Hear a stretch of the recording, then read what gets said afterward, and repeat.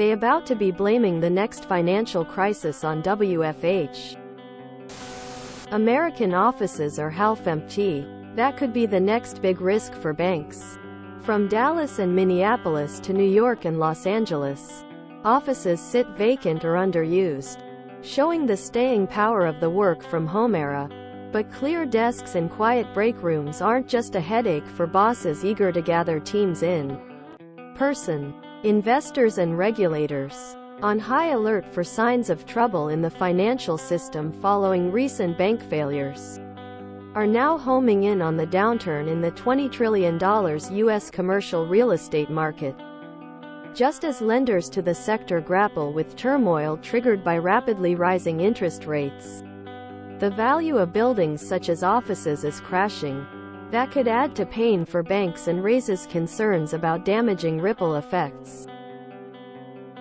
https://www.cnn.com/2023/04/10/business/commercial real estate banks offices/index.html. WFH workers, get ready to hold your ground. The rich invest poorly, so the working class bails them out. God bless America. If WFH continues, as workers like it and productivity doesn't suffer, then companies will downsize their office space, which will increase their profits, but will leave a glut of unrented or underused office space that will hit commercial landlords hard. The anti-WFH movement probably has these commercial landlords behind it.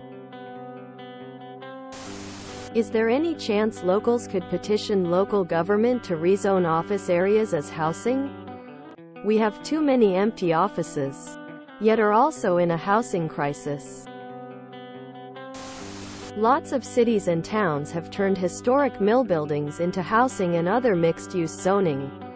There's no reason we can't adapt old offices into residential buildings. Owners of buildings will have tenants. People will have housing. It's a win-win. They should have seen this coming a long time ago. I'm quite sick of us having to socialize the losses of investors who couldn't, or were willfully ignorant, see the train speeding towards them. The party is over. Time to get a haircut. I am okay with letting the nation go through a little crisis in order to WFH. Okay. The rich are the laziest, whiniest group out there. Anytime that we move forward, unions, stopping child labor, freeing slaves, these nerds freak out and can't understand how people could want better lives. And they see it as at their expense, even if it's literally getting rid of child labor. Only the fifth, once-in-a-lifetime, financial crisis of my lifetime. Blaming anything negative on others or things they don't like while taking credit for and all the spoils of the highs of our economy. Accountability can't come soon enough. Funny how we have a residential real estate shortage and a commercial real estate glut. Somehow, nobody knows what to do. I had an employer in the mid-'00s that was far ahead of its time encouraging WFH. Worker satisfaction was very high there. Took a position with a similar company in the mid-10s who fought it vehemently. Then COVID happened. We could have seen this coming for 20 years. WFH also to blame for not using the roads and buying fuel. What about the people who collect your tolls? What about the toll collectors?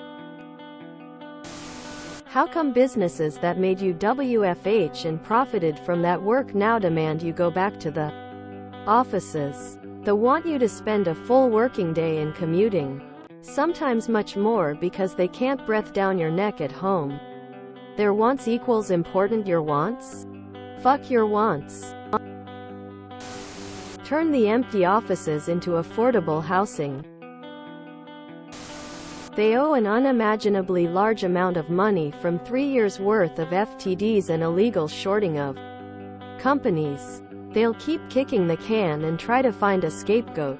Problem is no one actually has that kind of money, ha ha ha. Oops, man, shrugging.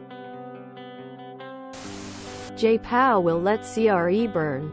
They will stop the bleeding for the banks like always. But CRE will be devastated.